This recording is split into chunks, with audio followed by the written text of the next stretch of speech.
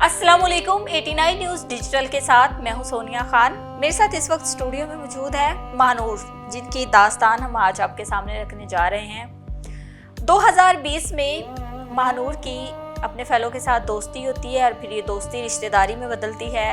दोनों फैमिलीज एक दूसरे से मिलते हैं और उसके बाद इनकी शादी हो जाती है। 2020 में शादी के बाद फिर इनकी लाइफ में ये कह लें कि इनकी ज़िंदगी में एक तूफ़ान आता है। ऐसे तूफ़ान आते हैं, तूफ़ान नहीं तूफ़ान पे तूफ़ान, कि वो थमने का नाम नहीं लेते।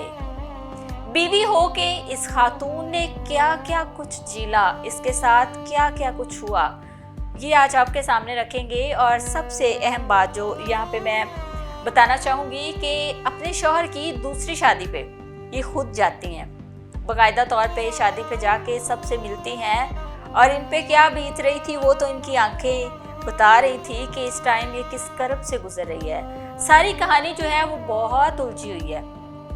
क्या मामलात बने, कैसे आज महानूर जो है हिम्मत करके वो चाहती है कि मैं बहुत सारी लड़कियों के लिए जो है वो उनको बताऊं कि ज़िंदगी में जब आप थक जाते हैं, जब आप लोग हार जाते हैं, जब आप अपने जज्बात, अपनी मोहब्बत, सब कुछ ऐसे लोगों पे निछावर कर देते हैं जिनको आप लोगों की कदर नहीं होती, वो आपकी नाकदरी करते हैं और उसके बाद एक नए सिरे से ज़िंदगी कैसे जीने के लिए जो है एक दोबारा इन्होंने तहैया किया और आज जो है अपने पेरेंट्स के साथ किस तरह रह रही है। लेकिन इनकी ज़िंदगी की जो हिस्ट्री है वो ज़िंदगी के 4-5 साल वो आज आपके सामने जो है वो रखेंगे और ये इंकशाफात जो हैं मैं दावा करती हूँ कि रोंगटे खड़े कर देने वाले हैं। अस्सलाम वालेकुम महानूर। अस्सलाम वालेकुम। कैसी हैं आप? शुक्र अल्हम्दुलिल्लाह।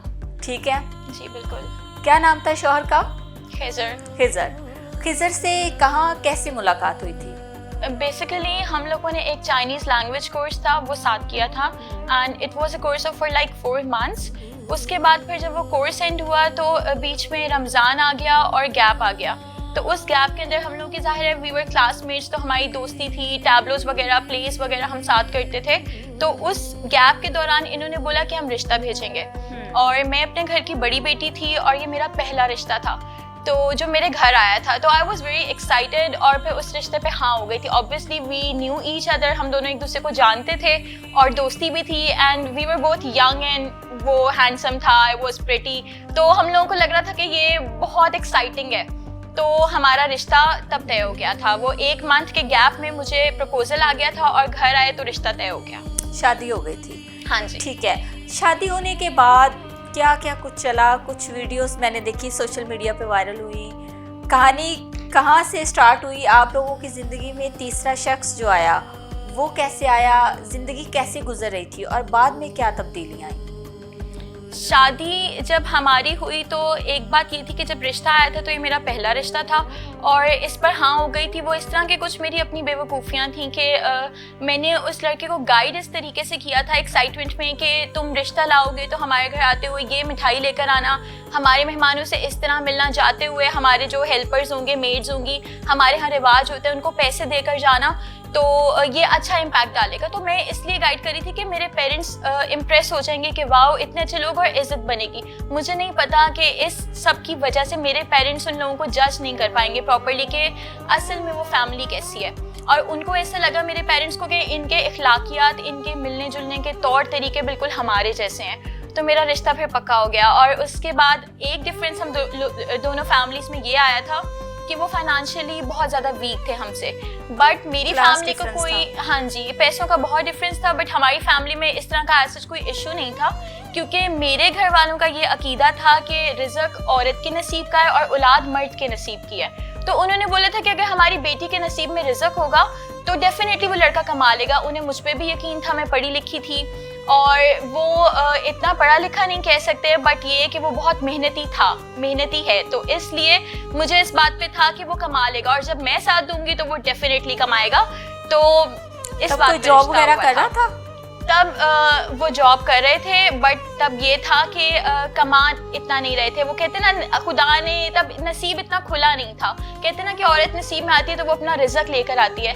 तो शादी से पहले तक तो एक बाइक थी, वो भी भाई की मांगी हुई बाइक थी, घर वगैरह इतना नहीं था और छोटा सा एक रेंट का घर था, वहाँ पर रहते थे। और दूसरा अपना जो था वो बहुत छोटा सा 2 मरले की ज़मीन थी, बट उस पर भी अपना घर बनाया हुआ नहीं था। तो शादी के बाद डिसाइड ये हुआ था कि हम लोग रेंट पे रहेंगे। बाकी बहन भाई अलग थे, हमारे साथ सिर्फ उनकी वालिदा थी और एक छोटा भाई था जो होगा he was around like 10 years जब मेरी शादी हुई, और मैं और खिज़र रहेंगे। ठीक है, तो फिर शादी के बाद मामलात जो थे वो कैसे चले? क्या हुआ ऐसा कि तीसरा शख्स आया? आपने बताया आपकी बेटी की भी दास्तान मैं जानूंगी। हाँ जी, वो भी कहानी जो है वो बड़ी पेनफुल है, वो भी मैं जानूंगी, लेकिन ये एक बंदी आ जाती है, ये फिर कैसे लाइफ में आती है और किस तरह लाइफ जो है वो डिस्टर्ब हो जाती है? इससे पहले बेसिकली हुआ ये था कि जैसे मैंने बताया कि हम लोगों के फाइनेंशियल डिफरेंसेस बहुत ज़्यादा थे। तो शुरुआत जो थी ना, एक इम्प्रेशन जो मैंने बनाया हुआ था कि मेरे घर आना तो आते हुए मिठाई इस तरह लाना, मेहमानों से इस तरह मिलना, लेन देन ऐसा रखना, वो सारी चीज़ें वहाँ पर जो ज़ाहिर है पहले मैं गाइड कर रही थी जब तक रिश्ता नहीं हुआ था, बट जब रिश्ता हो गया तो वो चीज़ें आहिस्ता आहिस्ता उस तरीके से नहीं हुई जैसे मैं चाहती थी। और बेसिकली हुआ इस तरह कि पहले दिन जिस दिन मेरा वलीमा था, उस दिन निकाह करने के बाद मेहंदी वाले दिन निकाह हुआ, और निकाह होने के बाद मुझे उस दिन पता चल गया कि मुझे मेरे हस्बैंड ने बोला कि वलीमे के पैसे नहीं हैं, हम हॉल में वलीमा नहीं करेंगे। और मेरे जो गेस्ट थे वो सारे कनाडा, अमेरिका वगैरह से मेरे रिलेटिव्स और कजन्स वगैरह आए हुए थे, आउट ऑफ सिटी से, आउट ऑफ कंट्री से मेरी शादी अटेंड करने के लिए। मेरी मंगनी बहुत धूमधाम से हुई थी क्योंकि वो हमारी फैमिली की मैं बड़ी बेटी थी। तो हमारी एंगेजमेंट जब हुई थी तो 200-250 लोगों की एंगेजमेंट थी, इतना ग्रैंड फंक्शन था। तो ऑब्वियसली शादी भी ग्रैंड होनी थी, बट ये कि बारात का फंक्शन हमने अच्छा किया, और वलीमे वाले दिन निकाह के बाद सुनने को मिला कि हॉल के पैसे नहीं है, आप लोग अरेंज करो वरना हम तो एक देख पका देंगे और उस पर मेहमानों को मतलब खाना खिलाएंगे। तो वो बात हमारे लिए बहुत ज़्यादा एम्बैरेसिंग थी और पूरी फैमिली में इस चीज़ का शोर मच गया। मुझे घर वालों ने बोला कि अब भी निकाह तोड़ दो, वो ज़्यादा बेहतर है, ये फैमिली ठीक नहीं है। बट मुझे यकीन था कि इसके पीछे भी कोई कहानी होगी, वाकई पैसे नहीं होंगे। इश्क का भूत भी था, इश्क का भूत बहुत ज़्यादा था। वो तो आप वहीं से अंदाज़ा लगा ले, जिस तरह मैं उसकी शादी पे जाके सदके वार रही हूँ, तो इश्क का भूत तो तब भी बाकी था। शादी वाली भी कहानी पे मैं आऊँगी, अभी ज़रा मैं स्टार्ट की चीज़ें पूछ रही हूँ। तो मुझे बोला गया मैं दुल्हन के जोड़े में तैयार हूँ, निकाह जिस दिन हमारा हुआ है, और उधर अंदर डांसेस चल रहे हैं, मेरी फ्रेंड्स वगैरह आई हुई हैं। I have posted those videos on TikTok as well. तो डांस वगैरह हो रहे हैं और मुझे मेरी फैमिली समझा रही है कि आउट ऑफ नोवेयर एकदम कि शादी की वलीमे के पैसे नहीं है और लोग ठीक नहीं लग रहे, क्योंकि ये गैरतमंद लोगों का काम नहीं है कि वलीमे निकाह करके आपको बता रहे हैं कि कल पैसे नहीं है। My mother was heart patient, तो वो ये खबर सुन के कि बेटी की तलाक होएगी या पता नहीं रुखसती होएगी या नहीं, मेरी मम्मा तो निकाह मेरी मेहंदी वाले दिन हॉस्पिटलाइज्ड हो गई थी। बारात में सिर्फ वो व्हील चेयर पर मेरी रुखसती देखने आधे घंटे के लिए आई थी, और मेरी मम्मा ने मेरा वलीमा अटेंड नहीं किया था क्योंकि पता नहीं था उन्हें कि बेटी की तलाक होगी या रुखसती होगी। बट मैं इस बात पे डिटरमिन्ड थी कि नहीं, कोई बात नहीं, पैसे नहीं है, वो अरेंज कर लेगा। हम लोगों ने उनको बोला कहीं से भी करो, जहेज की चीज़ें बेच दो, टीवी बेच दो, माइक्रोवेव बेच दो, जो जहेज में चीज़ें दी हैं, बट पैसे अरेंज करो। बट उसने किसी तरीके से पैसे अरेंज किए और वलीमा तो हॉल में ही होगा। मोहब्बत वो भी करता था?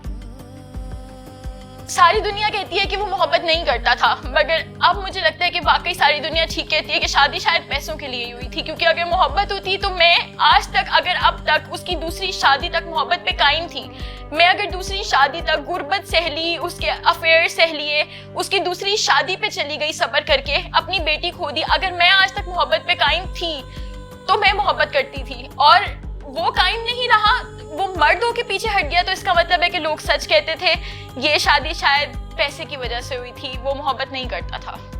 ठीक है, शादी हो गई, किसी ना किसी तरह अरेंजमेंट्स हो गए, फिर वही सवाल करूंगी जो पहले किया था कि फिर तीसरी बंदी कैसे इन्वॉल्व? ऐसा हुआ कि जैसे मैंने आपको बोला कि पहले फाइनेंशियल क्राइसिस में ही हम लोग रहते थे, बट मैं सब्र करती थी। I was the only one जिसको कहती थी कि तुम कर सकते हो, तुम कमा सकते हो, तुम कमा लोगे। उसको उठना बैठना बोलना वगैरह नहीं आता था। ज़ाहिर है एक लड़के का जो गाँव का बैकग्राउंड होता है, वो शहर की लड़की जो एक अच्छी रिनाउन यूनिवर्सिटी में, रिनाउन स्कूल्स में टीचिंग कर रही है, जिसका अपना एजुकेशन बैकग्राउंड भी अच्छा है और रहती भी लाहौर के अच्छे पॉश एरिया में है, तो मैंने उसको उठना बैठना पढ़ना लिखना सब कुछ सिखाया था। और अल्लाह ताला ने उसका ऐसा हाथ पकड़ा था कि उसके रिज़्क़ में भी बरकत होने लग गई थी। जो डील्स, वो प्रॉपर्टी डीलर था, और जो कभी 50,000 की भी डील नहीं हुई थी, तो शादी के 2-3 मंथ के बाद इतनी बड़ी बड़ी डील्स होने लग गई, 10-10 लाख की, 5-5 लाख की।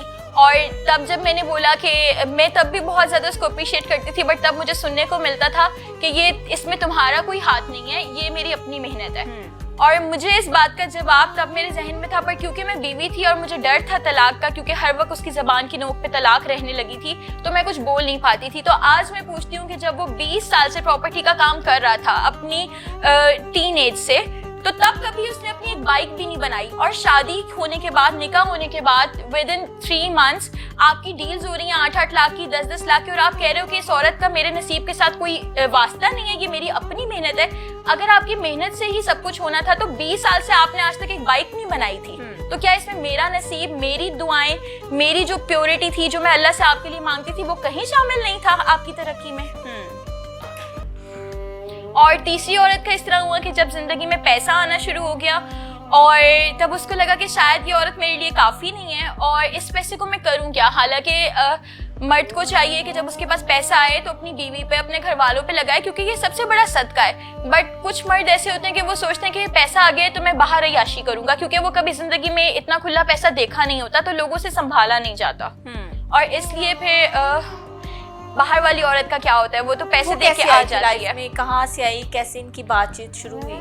इन लोगों का आपस में मिलना जुलना हो गया। शुरू में मुझे मेरा हस्बैंड कहता रहा कि वो तो गंद है और मैं सिर्फ डिस्ट्रैक्शन के लिए उससे मिल रहा हूँ, और मैंने भी इस चीज़ को कैजुअली इस तरह लिया कि मैं ज़्यादा कुछ कर सकती नहीं थी और हर साल अफेयर चलते थे, तो मैं कहती थी ये भी ख़त्म हो जाएगा। बट इस दफ़ा ऐसा हुआ कि वो मिलना जुलना इतना ज़्यादा बढ़ गया और उसने मुझे घर से निकाल दिया और उसने बोला कि मैंने तो अब उस औरत के साथ ही रहना है, और मुझे बहाने से अपने घर से निकाल दिया कि नहीं, तुम्हें अलग घर में रखूँगा और तुम वहाँ रहो, माँ के साथ तुम्हारी नहीं बन रही। और पीछे उस लड़की के साथ इसने शादी प्लान कर ली मुझसे छुप के। अच्छा, तो उस टाइम में आप कहाँ पे थी? उस टाइम में मैं अपने पेरेंट्स के घर थी। कुछ मंथ में अपने पेरेंट्स के घर रही। इसने क्या कहा था? मेरी बेटी फौत हो चुकी थी और मेरी बेटी के पोस्टमार्टम पीरियड के अंदर। शादी से पहले की बात कर रही हो आप? इसकी शादी से पहले आपकी बेटी की डेथ हुई? हाँ जी, जब मेरी बेटी की डेथ हुई तो मैं उसमें संभल नहीं पाई थी। अभी मेरी बेटी की डेथ को 1.5 मंथ हुआ था तो मुझे इनका अफेयर पता चल चुका था। अच्छा, स्टार्ट में ही आपको पता चला? हाँ जी, मुझे पता चल गया था। बट मैं इतनी ट्रॉमेटाइज थी अपनी बेटी की डेथ की वजह से कि मुझसे यहाँ पर फिर सास चाहती थी कि मजीद मेरी औलाद भी नहीं होनी चाहिए, तो यहाँ रहना बहुत मुश्किल हो गया था। ऊपर से इसके अफेयर का पता चल गया था। वो पोस्टमार्टम पीरियड था, उस वक्त में औरत को अपने शौहर का साथ चाहिए होता है, बट क्योंकि बेटी थी उनको इस चीज़ पे भी एतराज़ था, तो मेरा साथ देने वाला तब कोई नहीं था। और ये बजाय कि मेरे दुख में मुझे संभालता, इसका बाहर अफेयर चल पड़ा था। और इस दौरान फिर इसने मुझे कहा कि तुम माँ के साथ नहीं रह सकती, मैं तुम्हें अलग घर में रखूंगा, और मुझे वहाँ से चुपचाप शिफ्ट करके अलग घर में क्या हुआ था? बेटी की डेथ कैसे हुई? बेटी की डेथ ऐसे हुई थी कि 6 मंथ तक वैसे भी मेरी सास की बनती रही थी और मैं अपने पोर्शन में रहती थी, मेरा उनसे बातचीत वगैरह नहीं थी। बट ये कि 6 मंथ में जब पता चला बेटी है तो मेरे हस्बैंड ने भी अटेंशन देना बंद कर दी थी। लिटरली मुझसे एक सवाल भी नहीं कोई पूछता था कि तुम्हारा कौन सा मंथ है, कौन सा टाइम चल रहा है। बहरहाल जिस दिन मुझे लेबर पेन हुई, क्योंकि मेरा तब मेरे किसी से इतना कांटेक्ट नहीं था, मम्मा की फौतगी हो चुकी थी, बाबा भाई साहब ऐसी बातें कर नहीं सकते।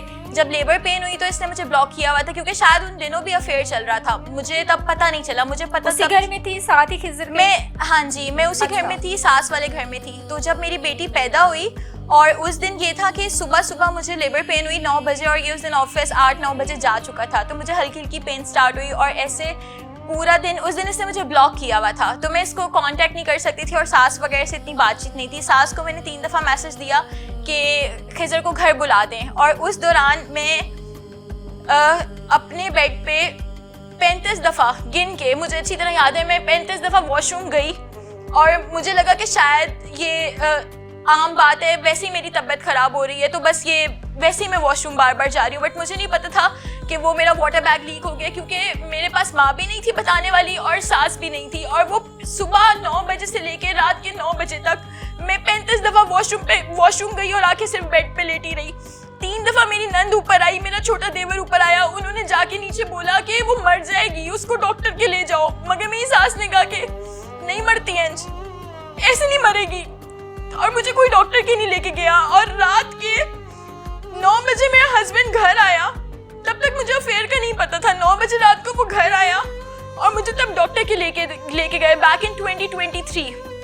कभी कभी वो क्लेम करता है कि उसने मुझे 2023 में डिवोर्स दी है, बट 2023 की कोई रजिस्टर्ड डिवोर्स नहीं है। और 2023 में तो मेरी बेटी पैदा हुई थी, 2023 में तो इसका अफेयर सामने आया था। डॉक्टर के गए रात के 12 बज रहे, रात के 10 बज चुके थे, लॉकडाउन था 2023 वाला और बाजार बंद हो चुके थे। मेरी बेटी को पहनाने के लिए तब कपड़े भी नहीं थे, और तब मैंने अपनी दोस्त को फ़ोन किया और उसको मैंने बोला वो अपने भाई के बच्चों के कपड़े मेरे लिए लेकर आई। वो सूट मेरी बेटी को पहनाया, और बेटी की डेथ ऐसे हुई कि जब ऑपरेशन हुआ तो जाहिर है वो सुबह का वाटर बैग लीक हो चुका था, और मेरा ऑपरेशन जब हुआ उसके बाद 2 दिन बेटी जिंदा रही, और वो सारा पानी उसके लंग्स में चला गया था क्योंकि टाइम ऊपर हो चुका था, और फिर वो बेटी फौत हो गई। और मुझे सारा दिन, और जिस दिन मेरी बेटी फौत हुई तो सबने फिर बहुत रो के इतना ड्रामा किया मेरे सामने कि हाँ हम तो चाहते थे बेटी पैदा होती तो हम गुब्बारे लगाते, बेटी पैदा होती तो हम सेलिब्रेशन करते। हालांकि बेटी का तो तुमने एक जोड़ा नहीं खरीदा, बेटी के लिए तो तुम मुझे डॉक्टर के नहीं सारा दिन लेकर गए। मैं किसी को फोन करके, मेरी जुर्रत नहीं थी कि मैं किसी को फोन करके बता सकती कि मुझे डॉक्टर के ले जाओ। उसको भी नहीं बताया। पेरेंट्स को कैसे बताती? इसके अफेयर्स पहले भी पता चले, जिस दिन वलीमे के हॉल के पैसे नहीं थे तब से ही इतने मसले चल पड़े थे हम दोनों के दरमियान के अब तो खानदान वाले होते हैं ना, आप किसी को अपनी स्टोरी बताते तो वो लोग शुरू में सुनते हैं, गॉसिप के तौर पे वो टी लेते हैं, उसको एंजॉय करते हैं। ये सब इतना गंद हो चुका था, सिर्फ मैं अपनी मोहब्बत पे डटी थी। जिसको स्टोरी पता चलती थी हर कोई कहता था कि तुम्हारा रिश्ता खत्म होगा, ये बंदा तुमसे मुखलिस नहीं है। पर मुझे लगता था कि शायद दुआएं, सब्र, इखलाक, मेरी अच्छाई इसका दिल नरम कर देगी। तो अब तो कोई इंटरेस्ट भी नहीं लेता था मेरी कहानी में। तो खानदान वाले क्या करते, उनको पता था कि ये एक ना एक दिन डूबेगी, बस इसकी जब तक कोशिश है ये ट्राई कर ले। बट मेरी आंखों पे मोहब्बत का भूत सवार था कि मैं आखिरी कोशिश करना चाहती थी, और वो आखिरी कोशिश मैंने की। फिर उसके बाद शादी कब हुई इसकी? घर से कैसे निकाला था? बेटी के बाद बेटी की सारी आपने मुझे स्टोरी सुनाई, फिर आपको घर से क्या कह के निकाला गया था और कब निकाला गया था? घर से जब मेरी सास को पता चल गया था कि इसका कहीं अफेयर है तो उन्होंने भी ऑब्वियसली इसका साथ दिया था, और मैं सारे दिन रोती रहती थी, ये मुझसे बात नहीं करता था, और सास भी थोड़ा सा कहती थी कि वो उसको मतलब उसको इस चीज़ के ऊपर प्रमोट करती थी कि हाँ तुम दूसरी शादी कर लो, मैं तुम्हारे साथ हूँ। जाहिर है जब घर के बड़े ही साथ मिल जाएंगे तो मेरी अकेले की क्या वर्थ रह जाएगी वहाँ पे, क्योंकि ज़बान की नोक पे तो तलाक होती थी। मतलब मैंने थोड़ा सा भी अगर आवाज़ उठानी है तो मुझे सुनने को मिलना है दूँ तलाक, अभी दूँ तलाक तुम्हें। तो ऐसे होता था, और घर से ऐसे निकाला कि वो सास का भी इतना प्रेशर था, मुझे सुनने को मिलता था। मैं अपने कमरे में होती थी कि अल्लाह करे इसके घर हिजड़ा पैदा हो। मैंने इतना ज़्यादा बुरा वक्त, आपके यहाँ औलाद होने वाली है और आपको ये सुनने को मिल रहा है तो आप किस स्ट्रेस से गुजर रहे होगे। खैर जब बेटी फौत हो गई और पोस्टमार्टम पीरियड मेरा ख़त्म हुआ तो उसके बाद मेरे हस्बैंड ने बोला कि तुम यहाँ नहीं रहोगी, मैं तुम्हें अलग घर में अलग किराए का घर ले देता हूँ। और इसने मुझे अलग घर पे रखा, और अलग घर पे रखने के बाद मुझे छोड़ के गायब हो गया। कुछ मंथ्स नहीं आया, राब्ता नहीं किया। मुझे पता था इसका कांटेक्ट है, 2 महीने में 1 महीने में एक दफ़ा आ जाता था, खर्चा भी नहीं देता था। और मैं जब अलग घर में गई तो मैंने खुद ही जॉब स्टार्ट कर दी। 1-2 मंथ में अपने पेरेंट्स के पास रही अपनी बेटी फौत होने के बाद, और उसके बाद मैं अलग घर में रही, और मैंने जॉब स्टार्ट करके अपने आप को दोबारा से अपनी ज़िंदगी स्टार्ट की। ठीक है, तो वालिदैन ने तब सपोर्ट किया था? वालिदैन ने सपोर्ट किया था, उनसे मिलना जुलना था, बट मैंने उन्हें बताया नहीं था कि मेरी ज़िंदगी में ये सब चल रहा है। 1-2 दफ़ा ऐसा हुआ कि उनके कानों तक खबर गई कि मेरे हस्बैंड का कहीं अफेयर है, बट मैंने बात टाल दी थी क्योंकि वो यही कहते थे कि इस बंदे से अलहदगी ले लो, तुम अभी जवान हो, अलहदगी ले लो, अपनी साल मज़ीद ज़ाया ना करो। तुम मोहब्बत में अंधी हो, हमें सब हकीकत नजर आती है। बट उस वक्त वाकई मैं इतनी अंधी थी कि मैं उसको छोड़ना नहीं चाहती थी, इसलिए मैं अपनी बातें अपने पेरेंट्स से डिस्कस नहीं करती थी। एक सोशल मीडिया पे वीडियो लगाई है आपने जिसमें आप उसकी शादी पे गई हो। हाँ, उसकी शादी का इल्म था, उसने पहले बताया था, आपसे परमिशन उसने ली थी, शादी तक कैसे पहुंची? शादी की परमिशन मुझसे नहीं ली थी, बट अफेयर उस लड़की के साथ चल रहा था। और शादी तक ऐसे पहुंची कि ज़ाहिर है पूरी फैमिली उसकी मुझसे प्यार करती थी और मेरा बहुत अच्छा इमेज था। वो लोग आज भी तारीफ़ें करते हैं, आज भी सब मेरे से अभी तक कांटेक्ट में थे। ससुराल वाले सिवाय मेरी सास को, वो तो खैर अब इस दुनिया में भी नहीं रही हैं। बट ये कि मुझे इन्हीं की फैमिली में से एक जगह से नहीं, काफ़ी जगह से पिक्चर्स वगैरह आ गई थी कि इनकी शादी का कार्ड जो था उसकी पिक्चर आ गई थी। और मज़े की बात ये है कि इन लोगों को था कि कोई ना कोई मुझे पिक्चर भेजेगा तो शादी के कार्ड के ऊपर जो हॉल था वो गलत प्रिंट हुआ था। तो पहले 4 महीने जब वो शादी की कार्ड की पिक्चर 4 मंथ पहले मुझे आ गई, उस 4 महीने में पूरी रातें रो रो के गुजारती थी और सिर्फ अल्लाह ताला से एक जुमला कहती थी कि अल्लाह मैंने माफ़ नहीं किया। दूसरा ये कि मैं कैसे इसकी शादी देखूंगी, मैं तो मर जाऊंगी। ये कह के मैं एक एक दिन में पूरी सूरह बकरा, एक एक दिन में या वदूदों की हजार की तस्बीहां, रुकैया सुनती थी, कितने वजीफे मैं सारा दिन करती थी। मेरे सर से नमाज की चादर नहीं उतरती थी। मैं सोती भी थी तो मेरे मुंह से आयत निकल रही होती थी कि कोई दुआ ऐसी लग जाए कि मेरा घर बस जाए। और मैं अल्लाह ताला से कहती थी कि मैं इसकी शादी कैसे देखूंगी, मैं मर जाऊंगी।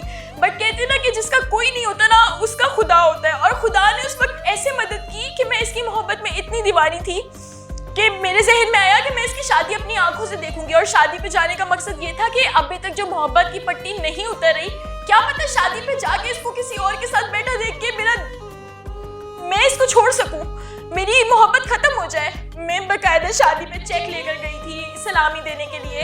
वो इसके ऊपर से मैंने वारा जाके शादी अटेंड इतनी करी। हिम्मत कैसे की थी शादी पे जाने की? किसी ने मोटिवेट किया था, किसी ने साथ दिया था, किसी ने कहा होगा कि ना जाओ मानूर, आपके लिए जो है बियर करना बड़ा मुश्किल है, बड़ी जिगरे की बात है अपने शौहर को, बेशक उसकी बीवी, उसका निकाह हो जाना था, लेकिन बर्दाश्त करना जो है वो एक बीवी के लिए बड़ा मुश्किल है।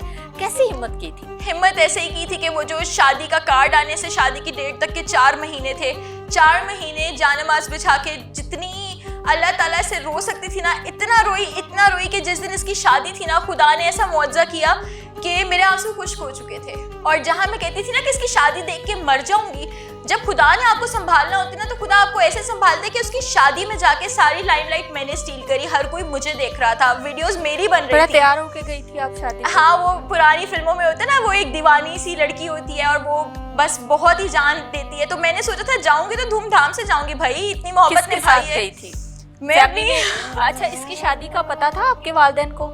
नहीं, मेरे पेरेंट्स को नहीं पता आपने था। भी नहीं बताया? मैंने भी नहीं बताया। अच्छा, तो आपको किसी ने ये नहीं कहा कि इसने तो आपसे परमिशन नहीं ली, तो आप बाकायदा तौर पे जो है वो शादी रुकवा सकती थी? आपके पास इतना राइट था? बिल्कुल मेरे पास राइट था शादी रुकवाने का। मेरे पास तो इस लड़की को उसकी ज़िंदगी से निकलवाने का, उसकी तब भी एक्सपोज करने का राइट था। पर तब मैं अपनी तलाक से डरती थी कि कहीं मुझे तलाक ना हो जाए, क्योंकि मैं अभी तक मोहब्बत में थी और ये सब कुछ मैं मोहब्बत में ही करती जा रही थी। दूसरा, मुझे लोगों ने कहा कि वालिदैन को भी नहीं बताया? फिर वालिदैन को जब पता चला तो उल्टा मैंने उनको ये बात बोला कि उसकी कज़न से शादी हुई है और ये शादी मैंने अपनी मर्जी से करवाई है। अच्छा, ये मतलब क्योंकि तब शादी मैं उसे छोड़ना नहीं चाहती थी। छोड़ना नहीं चाहती थी, ठीक है। और शादी पे जाने के लिए किसके साथ गई थी? मेरी अपनी फ्रेंड्स और कज़न्स के साथ में गई थी और ये आइडिया मेरा अपना था, क्योंकि मैं उसकी मोहब्बत में इतनी दीवानी थी कि मैं ये सोचती थी कि शायद उसको किसी और के साथ देखूंगी तो मोहब्बत खत्म हो जाएगी, तो मुझे जाना था। कैसा लगा? और ऐसे वक्त में तो फिर दोस्तें ही साथ देती हैं आपका। बिल्कुल ऐसे ही है। बिल्कुल। फिर जब निकाह के टाइम आप पास थी? नहीं, निकाह के टाइम हम लोग वहाँ पर मौजूद नहीं थे। निकाह मुझसे शायद देखा ना जाता, या पता नहीं कुदरती तौर पे जब हम हॉल में गए। आपने बताया कि हॉल जो था वो एड्रेस सही नहीं था, तो फिर हॉल कैसे सर्च किया? हॉल ऐसे सर्च किया कि जब हम उस हॉल में पहुंचे, जो कार्ड के ऊपर प्रिंट हुआ था, क्योंकि इनके डिजिटल कार्ड्स थे जो आप खुद ऑनलाइन बना लेते हो, तो उस पर गलत हॉल का एड्रेस था। जब हम हॉल गए तो वहाँ पर कोई शादी ही नहीं थी और उस वक्त मैं रोने लगी कि मुझे तो इसकी शादी देखनी है। और उस वक्त इसकी एक बात मेरे दिमाग में आई कि इसने कहा था कि जो तुमने खाना पीना उठना बैठना मुझे करना सिखाया है ना, क्योंकि वो फाइनेंशियली इतना स्ट्रॉन्ग नहीं था, उसे सब कुछ मैंने सिखाया था, पहनने ओढ़ने की तमीज़, बोलने की तमीज़, रेस्टोरेंट जाके ऑर्डर प्लेस करने की तमीज़। तो उसने कहा जो तुमने मुझे सिखाया ना, मैं उस लड़की को सिखाऊंगा, उसके साथ मैं वो करूंगा। और ये बात मेरे दिमाग में क्लिक करी और फिर मुझे याद आया कि शादी हॉल हो सकता है वही हो जहां हमारी शादी हुई है। और एग्जैक्टली जब हम हॉल के बाहर गए तो वहां इसकी गाड़ी खड़ी थी, वही शादी हॉल था जहां हमारी शादी हुई थी। फिर कैसा, जब सामने इसको किसी दूसरी लड़की के साथ देखा, निकाह तो हो गया होगा, आपने बताया कि निकाह हो गया था, तो फिर कैसा लगा उसकी दूसरी बीवी के साथ देख के? उसको देख के उस वक्त ये जहन में नहीं था, उस वक्त ये पता था कि मेरा यहाँ आना एक बॉम्ब वाला रिएक्शन देगा। इसको बिल्कुल आइडिया नहीं था। मुझे मेरे हस्बैंड ने बाद में बोला कि मुझे पता था तुम आओगी ज़रूर, तुम जैसे तैसे आओ, तुम कहीं ना कहीं से आओगी। जब हम अचानक से हॉल में गए तो लिटरली इन लोगों के रंग उड़ गए थे, क्योंकि ऑब्वियसली लड़का लड़की को पता था मैं कौन हूँ और उसके पेरेंट्स और उसकी बहनों को पता था मैं कौन हूँ। और लिटरली खिजर साहब ने तो अपना खुला उतार के ऐसे साइड पे रख दिया था। रंग लाल हो गए थे चेहरे के, और वो कभी पसीने, मतलब लिटरली आपने कभी दूल्हे को पसीना आते हुए देखा है? और उसके ऐसे पसीने आ रहे हैं और वो कभी ऐसे मुंह पे हाथ रख रहा है, कभी ऐसे हाथ रख रहा है। सर्दियों में थी शादी भी, सर्दियों में थी। मतलब हम में से किसी के चेहरे पे पसीना नहीं है सिवाय दूल्हे मियां के, उनके चेहरे के अलावा किसी के चेहरे पे पसीने नहीं, किसी के रंग नहीं उड़े हुए। ऐसे दबंग एंट्री की। एग्जैक्टली। हाँ, सारे लोग देख रहे थे, सारे लोग देख रहे थे। ऊपर से मेरी फ्रेंड ने बोला कैमरामैन वीडियो बना रहा था क्योंकि मैं और मेरी फ्रेंड्स बिल्कुल अलग दिख रहे थे, ड्रेसिंग वगैरह उनकी सबसे डिफरेंट थी, मतलब पहनने ओढ़ने का एक डिफरेंस आ जाता है। तो वो जब वीडियो बना रहा था तो मेरी दोस्त ने बोलती बोलो बोलो वीडियो बनाओ इसकी, ये तो पहली बीवी है। तो उस पर भी ज़्यादा फिर कैमरा मेरे ऊपर ही फोकस रहा और सारे खानदान वाले मिलने लगे बहुत प्यार से। छोटे छोटे बच्चे जो मेरी फैमिली के थे वो सब उठ के मिलने लगे कि महानूर भाभी आई हैं। मतलब मेरा सबसे बहुत प्यार था। आप लोग वीडियो में देख सकती हैं, अगर मैं इतनी बुरी बहू होती तो सब इस तरह मुझसे प्यार से ना मिलते। अच्छा, फिर वो आप उनके साथ बैठ के यूं कर रही हैं, वो क्या किसी ने रोका नहीं? वो क्या चक्कर था? वो ये चक्कर था कि उनको इस बात का डर था कि क्योंकि पहली मैंने इन्हें शादी की इजाज़त नहीं दी हुई तो मैं कहीं पुलिस वगैरह ना बुला लूँ। और मेरी सास ने बोला था कि इसको हॉल से निकलवाऊँ, तो मेरे हस्बैंड ने मना कर दिया था। वो शायद मेरे पास क्लिप होगा वीडियो का, उसने ऐसे इशारा करके कहा था कि इसको हॉल से, इसको कुछ नहीं कहना, ये कुछ नहीं कहेगी तुम्हें, इसको कुछ नहीं कहोगे ना, ये कुछ नहीं कहेगी। उसको पता था कि इस वक्त मैं दीवानगी में आई हुई हूँ, मैं उसको नुकसान पहुँचाना होता तो मैं तो उसकी बैंड तब बजा देती, तब तक मैं मोहब्बत में थी। तो फिर मैंने उसका सदका वार के बाकायदा वो उस औरत को, दूसरी औरत को मैंने उसकी झोली में रखा कि यार ठीक है तुम ले लो सदका, कोई बात नहीं, काम आएगा। साथ बैठी थी, बिल्कुल साथ बैठी हुई थी। वो इतनी एम्बैरेस थी कि वो सारा टाइम ना, जितनी देर मैं फंक्शन में रही हूँ ना, आधा घंटा वो बेचारी अपने झुमके ही ठीक करती रही। वैसे उसको कोई शर्म नहीं आई किसी का घर बर्बाद करते हुए, बट उस वक्त वो बैठ के सारा टाइम ना इधर उधर देख के झुमका ही अपना ठीक करती रही कि जैसे उसे पता ही नहीं है कि स्टेज पे मैं बैठी हूँ। और आपके शौहर का क्या रिएक्शन? शौहर के तो पसीने छूटे हुए थे और रंग उड़े हुए थे, और कभी वो ऐसे मुंह पे हाथ रख रहे थे, कभी अपना कुल्ला उतार के। जिस वक्त पहले तक उन्होंने अपना वो कुल्ला पहना हुआ था, जिस वक्त मैं सदके देने और रस्म करने स्टेज पे आई हूँ ना, तो उसने लिटरली अपना ऐसे कुल्ला उतार के नहीं उस साइड पे रख दिया था। फिर शादी अटेंड की। शादी अटेंड करने के बाद वापसी का सफ़र भी बड़ा मुश्किल रहा होगा, और वो रात जो होगी वो बड़ी कर्म में गुजरी होगी। जाहिर सी बात है, पता था ना कि आज शौहर ने दूसरी शादी कर ली और आज वो अपनी दूसरी बीवी के साथ है, तो ये टाइम भी बड़ा तकलीफ का होता है। अच्छा, लोगों को ऐसा लगता है कि वो रात बहुत तकलीफ वाली होगी, बट मैं ऑनेस्टली आपको बताऊं कि खुदा ने मेरी मदद किस तरह की। उससे पहले की जो 4 महीने की रातें थी ना, वो मैंने इतना रो के और इतनी तड़प में गुजारी थी कि अल्लाह ताला ने मुझे इस एक रात के लिए मेंटली प्रिपेयर कर दिया था। उस रात इतना मैं सबको बता के आई थी कि इसने मुझे अलग घर में रखा हुआ है और ये मुझसे अभी भी मिलता है। मैं सबको प्रूफ्स, पिक्चर्स वगैरह, पूरे ख़ानदान को, लड़के वालों को, क्योंकि सबको पता था कि मैं एकदम जो घर से गायब हुई हूँ, मेरी तलाक नहीं हुई है, मुझे अलग रखा हुआ है। तो वो रात तो मेरी इस शुगल में गुजर गई थी, सबको स्टोरी सुनाते हुए कि मैं उसकी शादी में गई और हंसी मजाक करते हुए दोस्तों के साथ। वलीमे पे नहीं गई थी? नहीं, वलीमे पे जाने की जरूरत ही नहीं थी, इतनी उनकी बैंड बज गई थी। हम 2 दिन 4 दिन यही डिस्कस करते रहे। ले ली थी बिल्कुल, इतनी लाइमलाइट ले ली थी कि सबको डर लग रहा था कि वलीमे पे तो नहीं आएगी, वलीमे पे तो नहीं आएगी। लड़कियों को क्या मैसेज देना चाहोगी? लास्ट में महानूर मैं आपसे पूछूंगी कि आप अब क्या चाहती हैं और लड़कियों के लिए आपका क्या मैसेज होगा? वो लड़कियां जो अपने जज्बात, एहसास, मोहब्बत सब कुछ निछावर करती रहती हैं और इन द एंड फिर खाली हाथ होती हैं, तो उनको क्या मैसेज दोगी? किस तरह स्ट्रॉन्ग बन सकती हैं और किस तरह ऐसे लोगों की मोहब्बत से, या कह लें कि ऐसे लोगों की फेक मोहब्बत से छुटकारा पा सकती हैं, या जिनके साथ चीटिंग हो जाए तो वो किस तरह सर्वाइव कर सकती हैं? चाहती तो मैं अल्लाह ताला से ही हूँ, जो भी चाहती हूँ कि अल्लाह ताला मुझे एक अच्छी ज़िंदगी दे और मेरे दिल को जो अल्लाह ताला ने सारी चीज़ें मेरे से दूर करके जो मेरे दिल को सुकून दिया है, ये सुकून हमेशा बाकी रहना चाहिए। क्योंकि कुछ लोगों के पास सब कुछ होता है मगर सुकून नहीं होता। मेरे पास मुझे लगता है कुछ भी नहीं है मगर खुदा की तरफ से मेरे दिल को सुकून है, क्योंकि मैंने कभी किसी का गलत नहीं किया। लड़कियों को मैं ये मैसेज देना चाहती हूँ कि जब आपको कुछ रिश्ते, आप जितनी मर्जी मोहब्बत उनमें डाल लेना, वो कभी आपके साथ मुखलिस नहीं होते। Red flags can never be converted to green flags. जैसे लाल कलर को कभी ग्रीन में बदला जा ही नहीं सकता। तो जब आपको शुरू में पता चल जाए ना, तो अपनी आंखों पे जो मोहब्बत की पट्टी बंधी हुई है ना, अपनी ज़िंदगी के साल ज़ाया करने से पहले उस पट्टी को खोल लें। मेरी तरह अपनी ज़िंदगी के बेहतरीन, अपनी जवानी के बेहतरीन और कीमती साल ज़ाया ना करें, क्योंकि red flags can never be converted to green flags. बहुत शुक्रिया महानूर, थैंक यू।